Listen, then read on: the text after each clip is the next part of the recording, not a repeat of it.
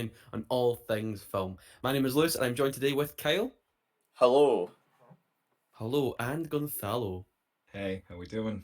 I was doing the intro there, and just when Gonzalo, you're just grinning at me on camera. I was like, what? I was trying really hard not to laugh there. Yeah. Someone's happy. Someone's Yeah, happy no, today. I don't know. I just got the giggles randomly as we started, and I was like, I'm trying really hard not to laugh right now. Let's just be professional. You're not trying hard not to So laugh because you're unfair. trying hard not to laugh. Yeah. Jeez. Oh God. well, we have a good time. Making things difficult.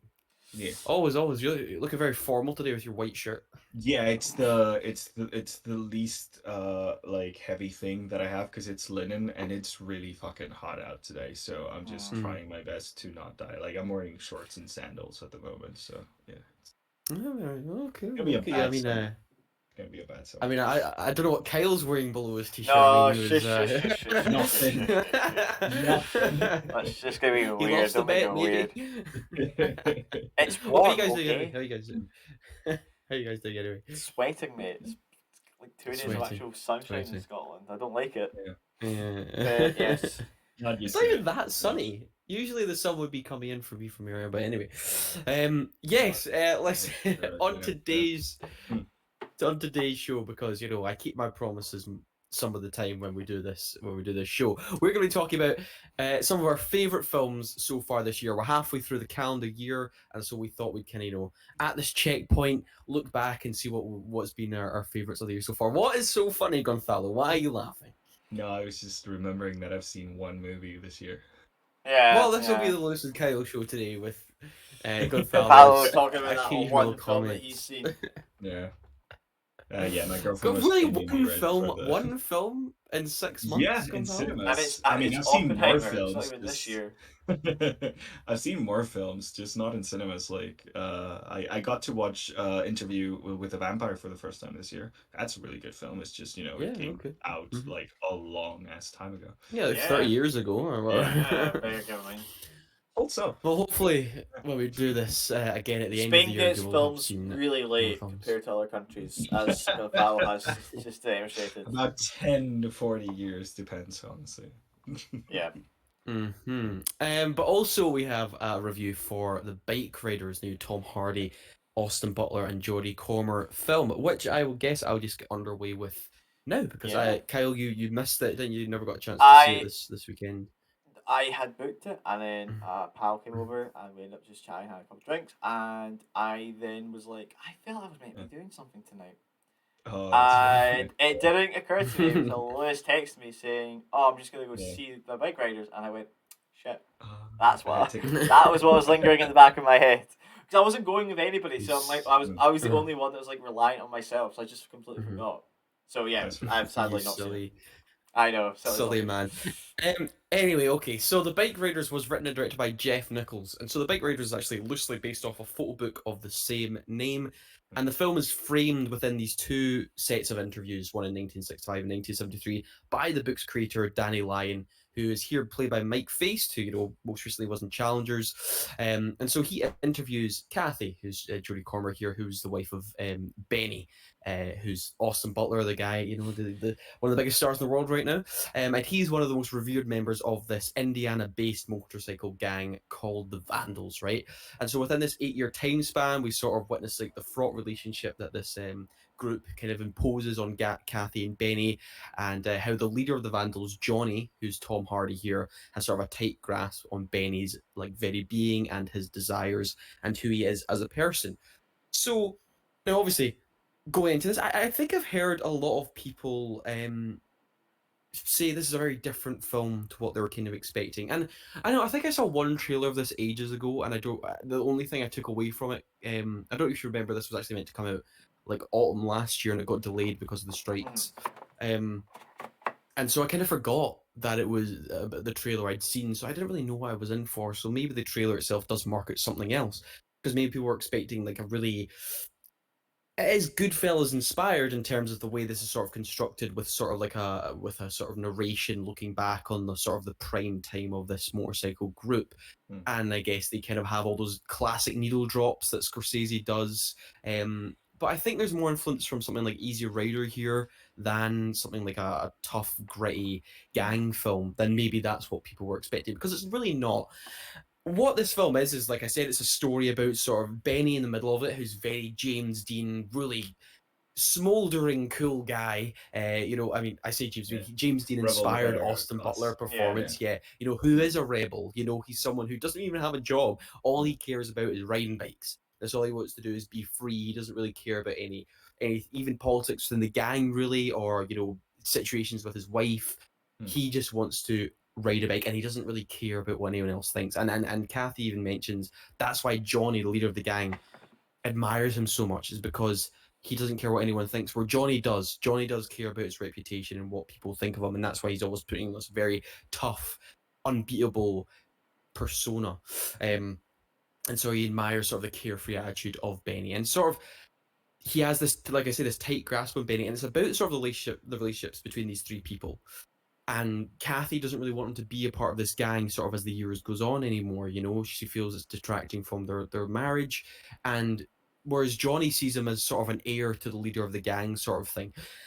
And so you have that constant conflict between the three of these characters. But does Johnny really care about that? I mean, does Benny really care about that? Does he just want to ride bikes? Is that who he is? And so what you actually get, I said this to Kyle, there's two ways to look at this film. It's actually more layered than I thought. The gang is sort of seen as this place for misfits to feel that they belong somewhere. And they even mention, they have a sort of talking heads thing with a bunch of different members of the gang. And one of them even mentions that. It's like, oh, we're so easy to pick on as bikers. We wear these like uniforms, these colors, and people think we're weird. And that was a genuine reaction. I didn't really think, I thought bikers were meant to be, these intimidating forces that Americans saw them as. But no, they were kind of seen as like weirdos, which I didn't really know about. And even when you look at some like Easy Riders, in that they were seen as someone people could attack and kill and really get away with it, and just sort of weirdos and hippies sort of thing. So it kind of rides that line as well, that this kind of a gang that people can feel a belonging in. And what I was really surprised by in the story is that I think the entire film is really queer coded, actually. I think the biking and the gang itself, and especially the relationship between Johnny and Benny, is kind of a metaphor for, a That romance they makes wish a they could lot have. of sense with the Yeah, framing you or just talked about. yes, That makes a lot exactly. of sense, yeah. And sort of a belonging with something. And there is even a scene where they're kind of having this big long day picnic and campfires and stuff like that, where Johnny takes Benny aside to have a conversation with. The way that scene is framed, I don't really know how you could read it as anything else. Is that this is sort of a very queer coded, a whole sort of like hidden romance sort of thing. I'm not saying the characters are gay. I just mean the entirety of the biking culture and why they love it so much is sort of like a true love, that something they can, something they feel love for, that is not within the confines of society, especially at the time. So I kind of saw it as that, but also I think you could read it as something innocent, because that's what the gang is at first. It really is actually just kind of a boys club, very innocent, and sort of the corruption of something well intentioned, and sort of how that gets sort of ruined and sullied over time through no fault of really anyone. Well, I say that this is kind of my main critique of the film, because that's kind of the thing. I remember there's a scene where the gang go through the town, and then these boys see the gang, and they're just riding through town, not doing anything, and through that sort of get riled up and sort of then lash out at their surrounding environment. And obviously that is not the intention of the gang. They're just having fun riding their bikes, but somehow it's sort of misconstrued as some sort of rebels against authority sort of thing. And it's sort of, you kind of see that spiraling thing over the course of the 8 years and what the gang kind of morphs into. But with that, my main complaint of the film is that there is sort of a jump between the gang's innocence and it just being a boys club to then it jumping to something criminal or hostile. And it happens, I think it's very clear on Amazon, it's like very clearly like the end of the first act, and it feels a bit jarring to me. I was like, okay, they're doing that now. And I was like, there Is there wasn't really any. is there a time jump, or is it just like it just No, like no, it all feels very. like There's a very. oh, okay. It's a very just like Mm. in 1965 where the film It's begins. It's sort you of just a feel very like it's standard contrary plot to progression. the point that it was trying to make of like this A slow lot. like Uh-huh. change of this thing that was innocent into like a violent Yeah, kind of like and then thing. it kind Like of it jumps just to that. goes Uh-huh. directly I was to like, well, okay. no one's really shown the sign of personality to do that to, Mm, sort of the innocent bystander outside the club. And for me, that was a bit jarring. The film's under 2 hours, so I don't really know why we could have had a couple scenes sort of mm, making that step a bit more, mm, natural. That's kind of the only main complaint for me really there, but I really really enjoyed it. And like I'd say, there's a really great line that Johnny's character says, kind of that summates, like I was saying about that whole sort of corruption of something innocent. He said, you put everything into a thing and then it goes off and does its own thing. mm, And there's kind of that idea about control as well, and power, and sort of the sort of misguided idea of it is that someone having complete control and authority over something, because it kind of goes, no, you actually don't. You can mm, do something, you can create something, but you only have so much control of it. mm. You know, Yeah. we are limited as human beings as well, and even in positions of power. And I was like, wow, I really wasn't expecting this much from the Bike Riders, but Me it really neither. gave me a lot to No. think about, which I really Yeah. liked. And I've not even mentioned the performances were really great. I'll quickly Mm. say that. I mean, Jodie Comer, Tom Hardy, and Austin Butler, all fantastic. I really thought Jodie Comer and Tom Hardy were really going to annoy me, because when I saw that first trailer, I was Mm. like, oh my god, those accents that they're Mm. putting on, I thought they'd really grate me. But actually, I did 5 minutes in, I was like, they feel like really fleshed out real characters. So everything from the acting department was great. Like I said, the only problem was that sort of narrative kind of jump for me was a bit, and I had to kind of get resettled back into it. But anyway, I'm going to give the Bike Riders a solid 8 out of 10. I really had a lot of fun with it. I Nice. thought it was really cool. Nice. Also, really well shot. There's some really, really Yeah, I great was shots gonna here. ask Really because that is the elegantly one thing shot. that like Mhm. did stand out to me about the trailer, because I watched Mhm. the trailer after you mentioned the review for it this week. Mhm. I thought at the very least I could just watch the trailer. The And Val's yeah, top no. trailers of the year so far.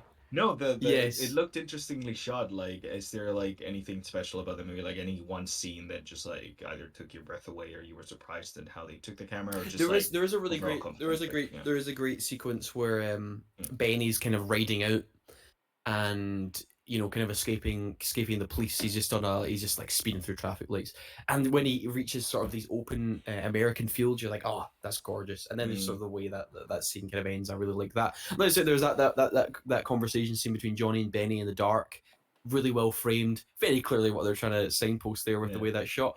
But I think it's really well put together. I enjoyed it. I think I've enjoyed it more than most people as well, and I think I'm more surprised at it. Like I Yeah, said, because when I the was original trailer came out.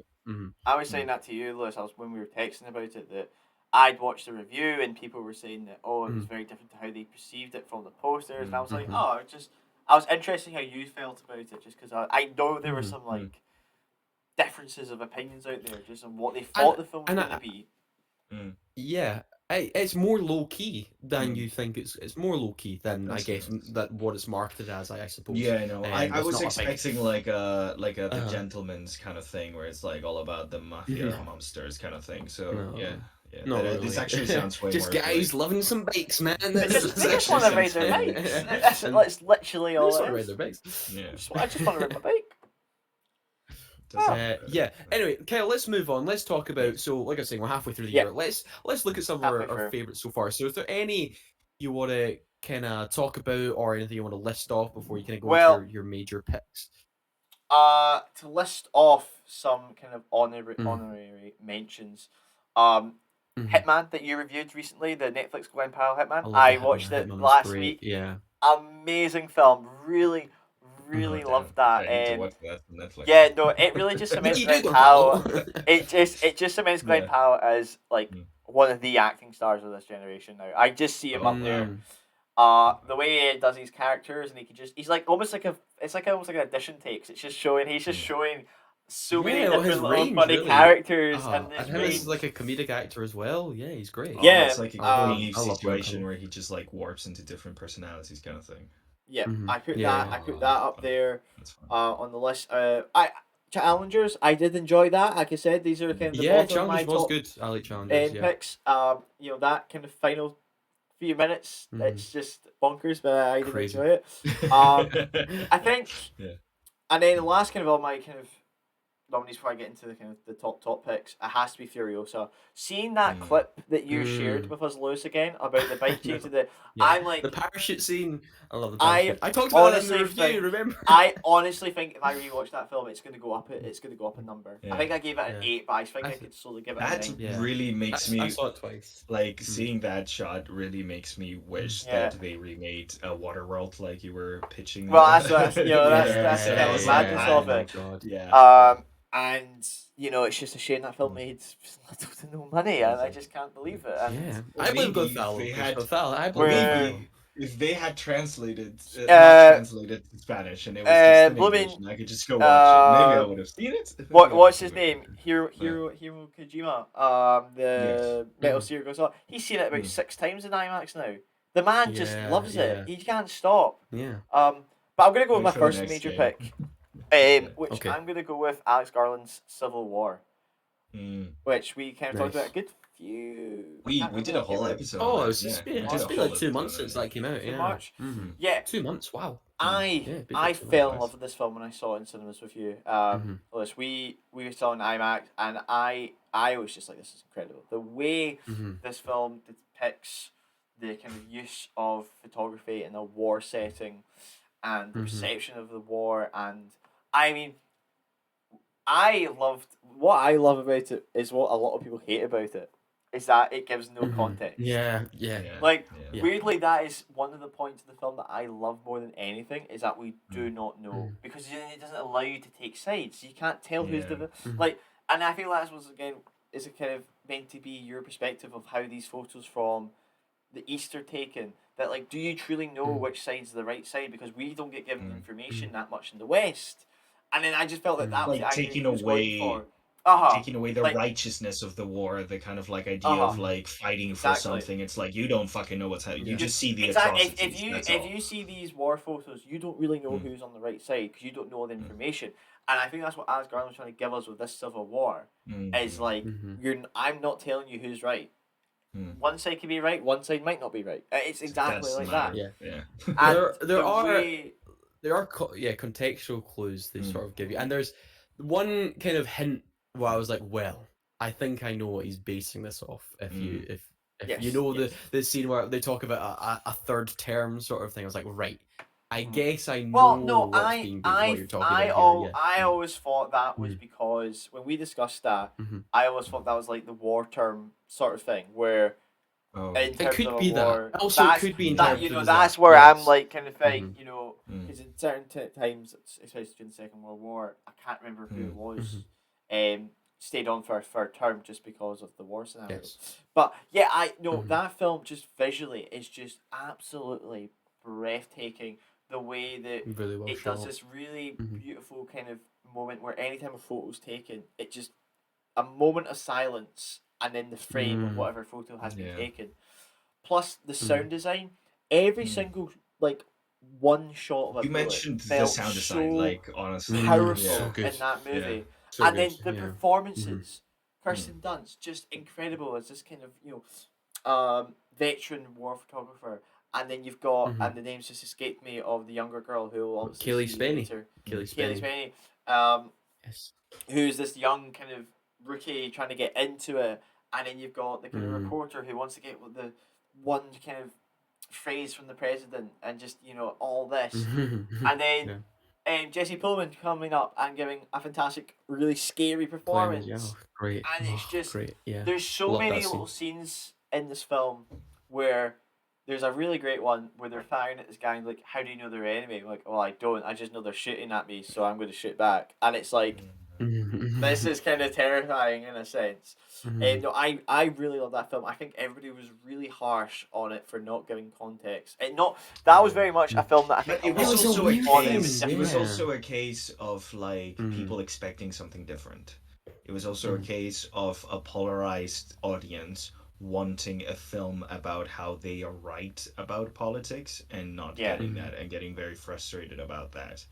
I mean, that was the like sort of- it was basically like with its advertising, with everything Yeah. going on, it was Mhm. like saying, "Hey, we're gonna make a movie about the current political thing," and everyone was like, Yeah. "Oh my This god, is I going hope to they happen, make." I think sort of. Yeah, that they're gonna say that my side is right, and then it just said, "No, I'm that it not was like a talking about modern that." day civil war. That's what they were kind of Yeah. expecting. Yeah. But I mean, I mean, one thing I really loved about it was the kind of very much the subtleties of the storytelling, where there's very like very brief scene where it's like, oh, we'll pay 300. Oh, 300's not going to get anything. Oh wait, no, Canadian. And then they're like, oh yeah, come on in. Like, oh yeah, yeah. you're like, oh, How what's that happening entire economy's here? crashed. It's great. Yeah, How world that building. kind of economy's Yeah. crashed. But no, just everything. The ending I really enjoyed. I thought it was just really good. The moments, the acting, the performances. It's one I really, really do want to watch again. I Yeah, just me kind of too. prepare myself so and much sit too. down. But yeah, I'm upset that people weren't on board of it as they should have been. I think. I think critically it did pretty well. Yeah. But Kyle, I think these are just like foolish Twitter users who want everything explained, like people who are obsessed with plot. Exactly. When it's not, it's a character study, really. Yeah. I mean, and like you're saying, and like Kyle, I agree. I mean, the way you're talking about Civil War, you brought up how much I liked it as well. God, it's really hard to pick when it comes to episodes like these when we have to pick films that we really like more than others, because Civil War was fantastic. And yeah, I don't understand. Like, it just gives you a lived-in world, and these characters. I said this in my reviews, so written one as well. I was talking about that. The character writing is so good; they feel really authentic, and it really actually makes me sad that Alex Garland says he's not really planning to direct again. He's writing. I know he's writing 28 years later with Danny Boyle, but the fact that he's not going to direct anything, I really hope he's just saying that because he's tired or something right now. But I hope he goes on to do something else, because Civil War was really good. Really, really good film. I was one that I think I wasn't expecting that much from it. It just kind of flew underneath my radar for a long time, and then I saw it and I came out and I was like, "Oh, hello!" It was in the sense it was kind of like at the head of a phenomena that we've seen kind of like happen with the War for the Planet of the Apes, which was like in the world of advertising. It was one of the first to have like weirdly alternative posters for like every region it was advertising in. Yeah, something like that. Yeah, it did that weird thing, and I don't know if like that has affected like you guys know about it at all, but like in the kind of like art world and stuff, like it's been a thing. Because I know there was controversy with like the use of AI and stuff, but what like or like also tension to me is like this weird new method of advertising where with these movies they kind of like try to locate them in the place of the people they're advertising to, because that happened again with the War for the Planet of the Apes. While I was walking through Madrid, and they literally had posters with the photoshopped versions of Madrid monuments crumbled in the background of the War of the Planet. I mean, it's kind of harder for Civil War, which is very US based. And then the fact wouldn't that they give the same vibe if Big Ben was like crumbled and you're like, well, this doesn't make sense for a US based Civil War. I mean, No, but the fact that in the US they did it with like landmarks of the different cities. Oh from yeah. You had like you had like the New York poster with like the New York crumbling stuff. You had the like I think it was the Chicago one, like the statue. Like you had like all the different ones, and it was kind of like it was the actual movie that was a very weird thing that it started, and now I'm seeing it happen more and more. It's also A24's second highest grossing film. Yeah, A24 is 115 million killing these past years. Well, like, oh no, 100%. But yeah, that's gonna be my. It's the major biggest film they've ever made as well. It was like 50 million, the biggest budget they've ever got. Right, so I guess I'll do some honorable mentions. I've got quite a lot here. So I want to start off with well, I guess because it's difficult because we live in the UK, we're so we talking don't about get this, a bunch of the later films. A lot of them in the that US. last year films for the US are. I mean, for Gonzalo, some of the films in the 90s, like Oppenheimer, which just came out this year. It's just shut up, Gonzalo. So it's really good, I want to talk about the Iron Claw. Absolutely just a sucker punch of emotion. That film, that is just a really powerful film, all about sort of toxic masculinity and sort of control over this family, and about just sort of with Zac Efron's character, who wants Zac Efron's best performance he's ever done. I know a lot of people were clamoring for to get an Oscar nomination. I think he was just absolutely excellent in that. Same with Harris Dickinson, it's his birthday today, oddly enough, actually, I saw on Twitter. Harris Dickinson as well. Wow, what a great supporting performance he really did in that film. Really, really captivating as well. The entire cast, really, it was all really brilliant. But it's also just sort of about this ability to sort of overcome pain, and it's a film really about pain as well, and how sort of one man's sort of constant fight to overcome sort of all the emotional tragedies in his life. I just thought it was really powerful. Along with that, the zone of interest as well. Wow, what a film! That was I mean, I still think that maybe Jonathan Glazer should have won Best Director of the Oscars, because the way that film is put together, it's all direction, all blocking, the way it's shot, it's just so, every frame has something to say. And just it's sort of so this banality of uncomfortable, evil. that film. It's so Like, uncomfortable. that's the way I describe the zone of interest, is that I was actually uncomfortable for the majority of it. Yes. And the way also just the entire atrocity is just never talked about, really, for about an hour and 50 minutes. It's just it's there before your eyes, and everyone's just kind of ignoring it because you're on, obviously, you're looking at it from the point of view of the Nazi officers. And it's just the way, even shots where it's like you don't even notice some of the prisoners are there, unless, oh my god, they've just, like, they're in the shadows. It's just the way, that's the way they've perceived the world of ignorance. It's just, it's astounding directing from Glazer. I thought it was just absolutely phenomenal. Also, The Taste of Things, I reviewed a few months back, the Juliette Binoche film. Well, it was just this really, really romantic film of just how we express love through something else. In this situation, it was cooking, and you just have these long takes and these long scenes, all just these two characters coming together and bonding over the art of cooking, and it's just so romantic, really, really sweet, and just the way the film, I don't want to obviously spoil it, but the sort of the way that film ends is just really touching. I really love The Taste of Things. It's a very under the radar film. So, speaking of other French films, I'm going to talk about The Beast, Kel. Remember I talked about The Beast a few weeks ago? Was that last week or week before? It's only a couple weeks recently. Ago, baby. Yeah. Yes. God, The Beast is just one that has just stayed with me. Love this film, directed by Bertrand Bonello with Léa Seydoux and Georges Piquet. I guess I'll quickly go over it because it's bonkers. It's a film that's everything, all these different genres at once. So sort of in the near future, 2044, AI is sort of taking over 67% of the world's jobs, and so it makes most human beings useless. And the only way to find so in a way, sort of to give them satisfaction and some form of pleasure, we have this thing called purification, which dulls all the human senses, so we don't lose our minds over the fact that we're sort of superfluous to sort of the running of the planet itself. And Gabrielle's one character who doesn't find satisfaction in her job and sort of struggling to come to terms with the idea of being purified, and so she kind of goes through a trial run of the simulation they sort of go through, and through that she sort of experienced different realities and past lives with this man Louis, who she believes is the one, and someone she believes she's fallen in love with. It was like I said, it was nothing like I've seen in a long time. It's really romantic.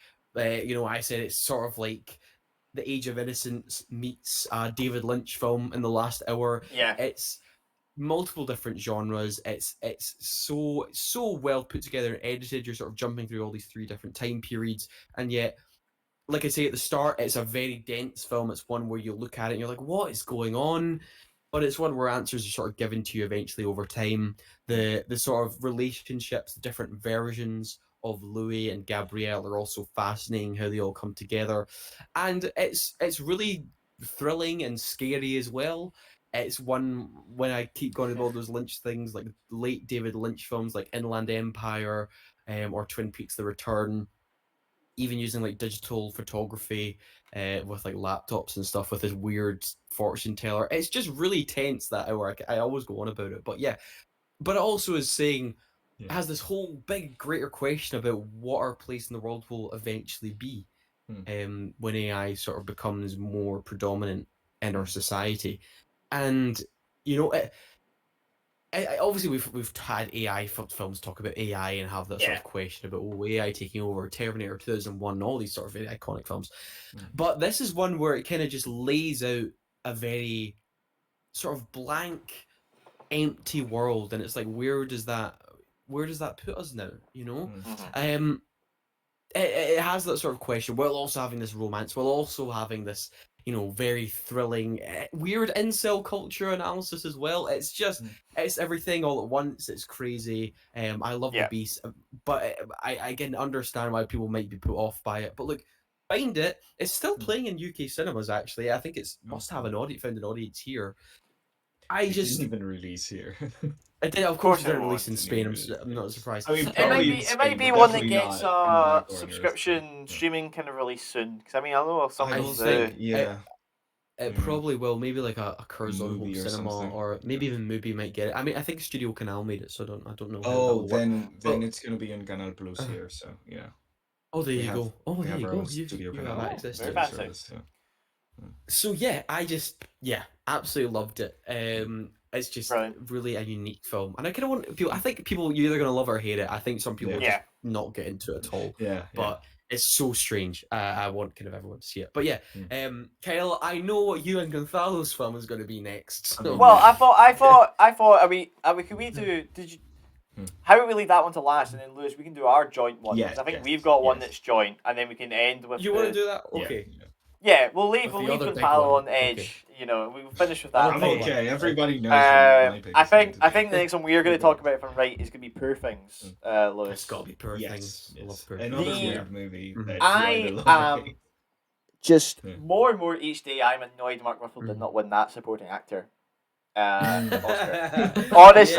Honestly, the absolute joy I got from that film, from his performance, fills me. That film is just weird, bonkers, sexy, beautiful, fantasy. Everything about that film is made with such love and care that I'm kind of like upset. It's just like, I mean, I'm also upset Robert Downey Jr. won it, but for different reasons. I know that it's Robert Downey Jr.'s win. It was very much like a Brendan Fraser thing. That is like let's give. He's done a actual decent performance. Let's give him one.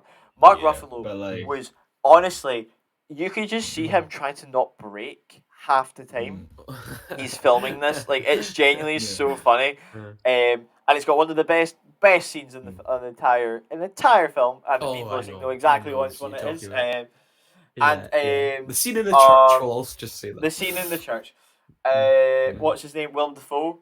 Fantastic. I can't even leave out Emma Stone. She is just I know. Like what we said there's so much in the review is that she does a performance that can be so easily overdone with the kind of character of Bella and the kind of growing mentality that Bella has over the course of the whole film. That can be so easily overdone by any other actor, but Emma Stone just gives a fantastic performance. And it's so entertaining. Now, I can't even remember, how long is that film? Like, is it ridiculously long? It's about 2.5 hours long. It's long. It is a lengthy film, but I just remember being so engrossed in the entire story. You're not even... See, when you don't realise in a film, it's very much like if you've ever seen, like, if you ever have a pet or something, you're with a pet for 6 months, you don't realise it's grown in that 6 months. And that's like watching that 2.5 hours. By the end of it, you're like, oh my god, it's a completely different character almost to how I saw this character in the beginning, and you almost forget you don't see it happening. And that's what makes it so good. Like, it's such a natural growth. Of Lewis's issue with the motorbike movie, like the opposite of that issue. Like the growth just happens organically. The growth is so it's got that kind of it's so natural, so just beautiful. But I mean, at all. Lewis, not just from a writing perspective, from an acting perspective. Sorry, I mean, I absolutely loved Poor Things. I mean, like, it's just not really left my mind since it really came out. I know it's 2023 in US, but whatever. It was January for us. Came out in 2024 in Disney Plus, and that's what matters. That's what matters, isn't it? Well, we saw it in the cinema, actually. We supported the film, because that's what we do. We support films. We don't wait till streaming like somebody here with Furiosa. No, but like you're saying, I think it's Emma Stone's greatest performance to date. I really do. I think she's she really gives her all, and Bella is just such a fascinating, funny, strange character, and I just love that sort of interpretation of the world through a child's eyes in a fully grown woman's body, and what that brings, and like I say, there's a lot of creepiness. And there's a very sort of unsavory, sort of disgusting nature to it, especially with Mark Ruffalo's character. But even all kind of the male characters, sort of the control they believe they have over Bella. And the look of the film, the costumes did it. I think it beat Barbie for costume design. If I'm not, I think it must have not done. mistaken, I think it did, because its costume design is absolutely stunning, really beautiful, and the world itself, all the sets. Goddamn. Really great year for costume design. Yeah, the background of that film as well. It's like a gothic, steampunky fantasy all merged together, and just really goddamn funny. Just the line deliveries like you're seeing from Mark Ruffalo, the situation, the sort of silly physical humor that Emma Stone brings. It's just really great. And I said this at the time. It's a really progressive film, one that sort of looks at sort of female freedom and sexual freedom specifically, and so sort of it did win costume design, and production. It did win costume design and makeup and hairstyling.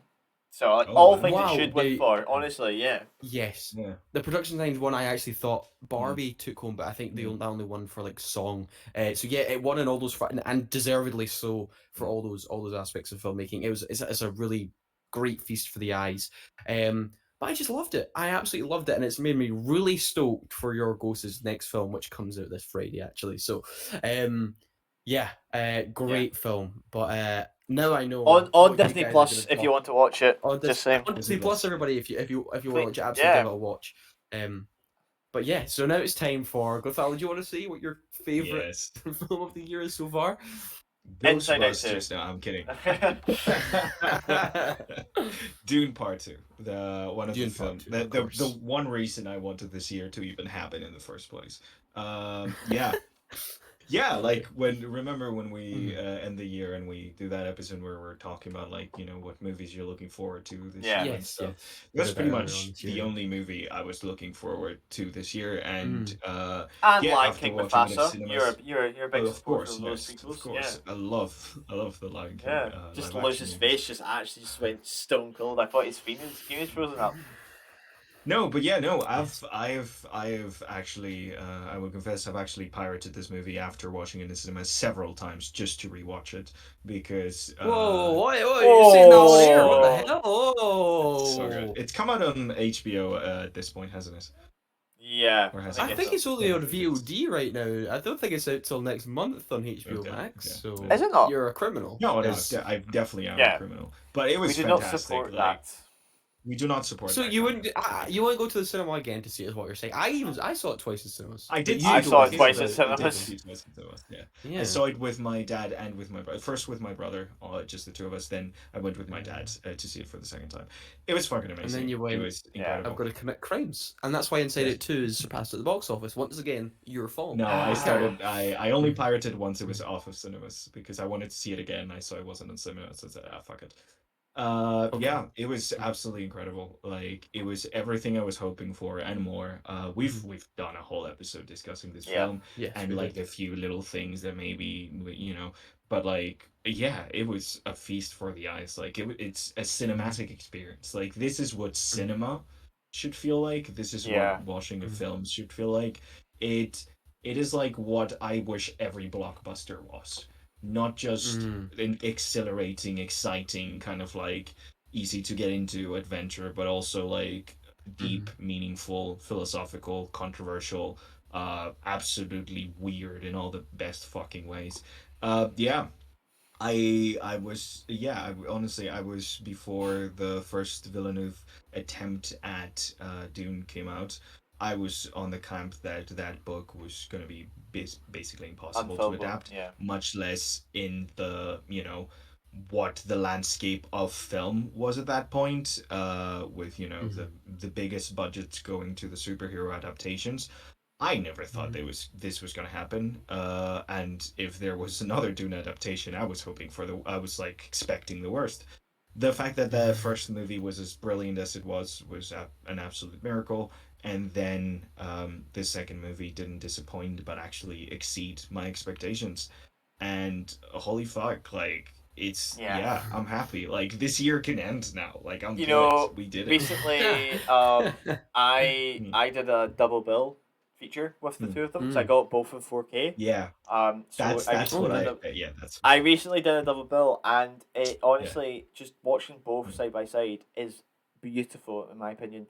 I really do think when you watch it as a whole, it really makes that second field just feel like a giant third act. That's how I think about it when I watch it now. And then it's like you watch it and it's a introduction of Austin Butler's Faye Rothgar, and it's just like it's so good as like a full on story. You're like, right, it works so well back to back. So well. And I just have to say that sound. The sound, the score is just. We already know what Oscars is winning already this year. I mean, yes. Yeah. I mean, and do we think it will get Best Picture because it's of all time? Well, this is right. I've got a question here. Now, this is taking into account how Lord of the Rings logic worked, where they really held off giving them anything until that third film because that's the end of it. Because they've said they're going to do Messiah, or do you think because Dune's such an enclosed story by itself, they'll give it all now? I think. Also, Messiah technically still is not a greenlit film, so they've talked about it. Hans Zimmer said he's already written some of the music for it. At this point, like it's like part one and part two are one story. That's true. The Lord of the Rings is like a continuous. It would be like The Hobbit, if anything. They were all those came out also like 2001, 2, 3, or was it 2, 3, 4? It doesn't matter. I think it was 2001, 2, 3.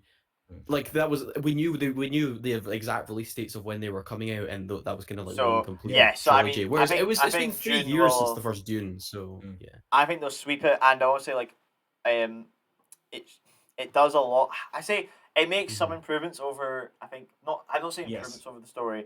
Some of the stuff I think works better. As for definite improvements in my opinion. Filmable. I do agree that it. Like with Lewis, and I think Lewis has only made one of his few critiques about the book and the film. It just does wrap up quite quickly. It just does. I don't have huge issues with that, but I'm just kind of like that's just how Frank Herbert liked it. Literally just he's like goddamn friend, 750 pages. I can't be bothered. It's like a north to northwest kind of thing. Third act, okay. See that final, the final 2 minutes where the Fremen are leaving, are going on with their way. If you've not seen the film, see it. And it's like the last wee thing is Lady Jessica talking to her fetus, and it's like what's happening. It's like the Holy War, and it pans out, and it's just Zendaya sitting there, and just the music and the feeling of the last 2 hours and a half very builds up, and it's ending that's filled with dread and real sadness of what's going to occurred on Arrakis and the Fremen and these people. It's genuinely you should end that story going, I feel sorry for the universe. And you do. And it's watching the demise of not the demise of Paul, but Paul the rewrite of Chani. I think I think it's really good. Generally, if Frank Herbert was alive, I have a feeling that if he had seen that, he would have agreed that was a better way of framing it. Because one of his main issues was that people didn't get the first fucking book. He wrote a second book. That's why he wrote Messiah, because it's like they were like, guys, no, that's not the point. I have a feeling. It's when you go on Twitter after Dune Part 2 and they're like, oh, Paul's the hero, and I'm like, oh. And also, like, in his writing, he has a lot of gaps when it comes to, like, a lot of, current social issues. Like, his female characters were, like, just okay. It wasn't as strong as we've seen them developed in the films. Like, honestly, I think they somehow improved it. Yeah, and I'm really looking forward to that Dune Prophecy show. I saw the first trailer when it came out a couple of weeks ago, and I'm actually quite intrigued. I'm right. Excited. I think it might give a lot more context to how the basic genre work. That may help. If nothing else, if we just get to if nothing else, if we just get to see another like sneak peek of this world, because like that's what I'm like. 10,000 years before, I'm like, it's not gonna be a Star Wars show where somebody pops up. It's like, See oh, do you that, remember this guy from that other Yeah. movie? that Dune Prophecy. Yeah. Look, I could be wrong. The way I'm feeling towards that show is the way I originally felt towards House of the Dragon. Yeah. I really like House of the Dragon. I remember Yep. it was one of my favorite shows, season 1 when it came out that year. Not started season 2, so don't tell me yet. I haven't seen But it. I've heard it's good. People I keep remember telling me to Very when watch the it. first footage of that House of the Dragon, I was like, oh, who cares? Oh, the Yeah. difference is I just thought it looked bad, and I also was That like, was who my cares? entire And it feeling, and it's ended the reason badly. I still haven't seen it, because I got Oh, that no, it's same great, exact it's feeling great. from the No, trailer. I it's was like, great. I Dune don't give a Prophecy, fuck. the Dune Prophecy show, I'm looking at, Mm. I'm like, I don't know, Mm. man, that doesn't Mm. look great. I don't know. I mean, I don't. I could be wrong. It's I not could be gonna, very it's wrong. not going to be I on the wouldn't same not be scale hyped. because I don't think this one's going to be actually set on Arrakis. Like that's the whole difference. No, I I don't think think so. it's- Hopefully, yeah. I think it might take a lot more Mhm. adapting for Mm. people because it's going to be a lot more set based. Where I would say there's a lot of sets in Mhm. Dune, but there's a lot more openness. There's not very many Yeah. enclosed Mhm. rooms in Mm. Dune. But I'm like I said, I want more of the story. That I want fits more the of story, though. that world Like, building yeah. because Yeah. like Yeah. the idea with Dune and like if we always look at it very much as a sci-fi book novel, it more or less Mhm. just takes place on that one planet. There's maybe a couple of scenes that take place on other planets, but 90% but of it's it's just- set there. It's Arrakis, the fucking. It's Arrakis. It's called Dune. It's like if Star Wars just called Yeah. Tatooine and he just set it on that. Yeah, desert pretty planet. much. Yeah. Oh, too Which soon. honestly could be. It feels like that way. It Yeah. feels like it But sometimes. that's what I'm kind of excited for. I'm excited to see more of this universe and what it has to offer. Something that other shows, expanded universe shows, should do. Yeah. Well, okay, I'll Yeah. ask you. My So favorite part of. so Yeah. Dune is sort of. I mean, it's really hard to tell. I mean, you never know what your favorite film is going to be by the end of the year because something just comes out and just completely surprises you. True. But is Hmm. do you not conceive of anything else Dune being number one by the end of the year? I can't see anything else right now.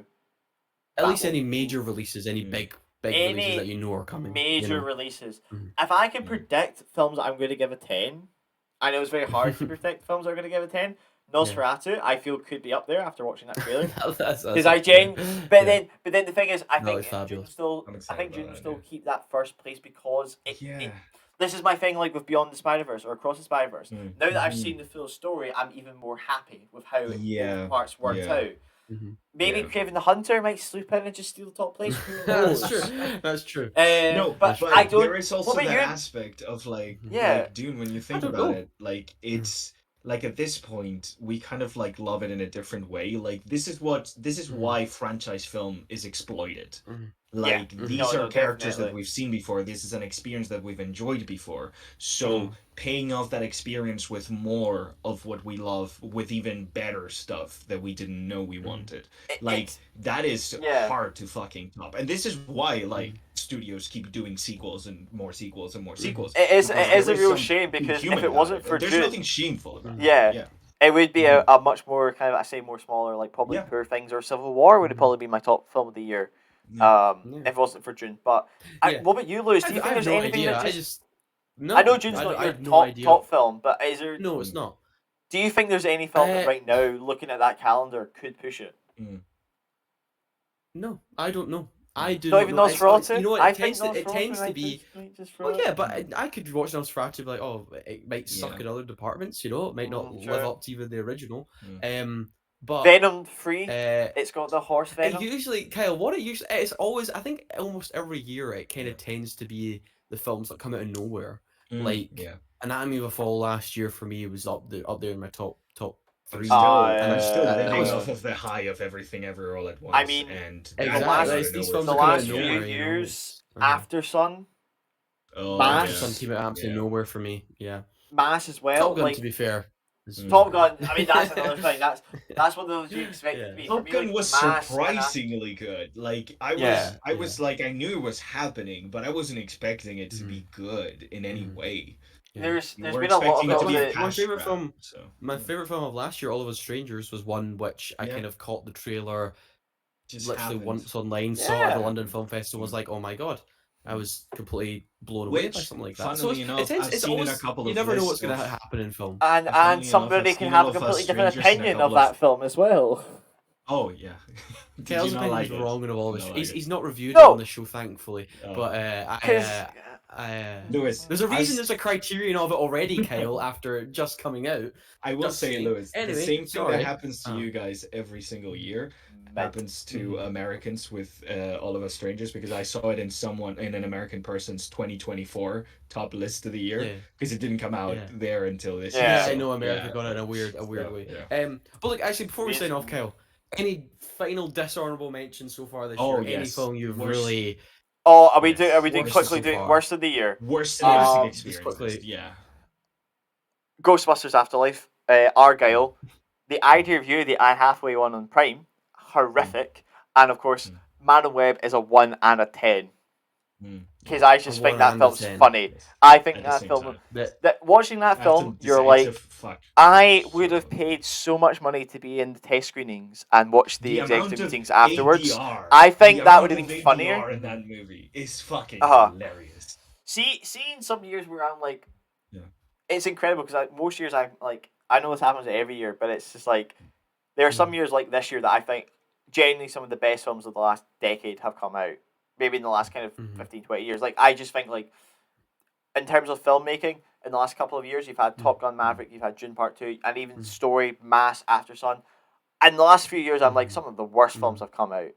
And it's hard to say. Like, there's always some of the worst films out there, but they are so low budget and so unheard of that it doesn't. It's the idea of these studios paying billions to make things on that level. The Fanatic would have been the worst film of the year if everybody saw it. But sadly, nobody saw that film except me and Lewis, and we kind of love it as well. That's true. I do love The Fanatic. But yeah, Madam Web, Jesus Christ. I saw this indie film at the Glasgow Film Festival. I will keep it unnamed because I don't feel like some low budget bashing some filmmakers thing, but that was tough. And none of you have seen one of the films I worked on. Oh, you saw The Beekeeper, which is really bad. The Beekeeper. You saw The Beekeper. What the fuck was that? Oh, it was a Jason Statham action film, which felt like there was no Jason Statham action. Wait, and we just followed I laughed so hard at the trailer. FBI agents. Lewis, do you put The Beekeeper so above The Meg 2? Ooh, that's a good question. Alright, okay, it was that. Alright, so it's not that bad. When there's some action, some of the action's okay or pretty decent, but oh my god, it's so boring and dull. I laughed so hard at the trailer when he was actually in a beekeeper costume. I think there's a lot more contestant for worst of the year than it is for best of the year so far. I think there's gonna be a lot more contenders. I mean, there usually is. I know will be. To be honest. Well, no, in the future, just looking ahead, I'm a bit like if I watch that Garfield film, it's probably gonna be down there. But anyway, let's wrap things up. Yes. So, Gonzalo, thank you very much for joining us. It's a pleasure. I know I had a lot to input as usual. As always. As always, my opinion is very valued, and my great, avenue of knowledge. Like, you're welcome. So Okay, and thank you, Kyle, as well. Welcome. Yes. Okay, great. On next week's episode, we're going to be talking about the Quiet Place series. The Quiet Place Day 1 releases this Friday. So me and Kyle will... Well, actually, Gonzalo, any chance you're going to see that film? I might actually do it just because I hate myself, but I don't know. Okay, great. Weird way to say it, but okay. Yeah, well, I guess we kind of have a hint of... I might go and see this film because I hate myself. Okay. I didn't like the first one. I don't want to watch the next two, but if I have to. I'll tell you what. Okay. Well, we'll talk about that next week. I wouldn't spoil my I wouldn't spoil my opinions of A Quiet Place too, because whatever. But we'll also hopefully have a review for, like I said, Yorgos Lanthimos' next film, Kinds of Kindness, as well. Hopefully I'll have a review for that too. But look, we just gave our opinion on all our favourite films of the year so far, and some of the worst. But at the end of the day, those were our unwanted opinions. Thank you very much.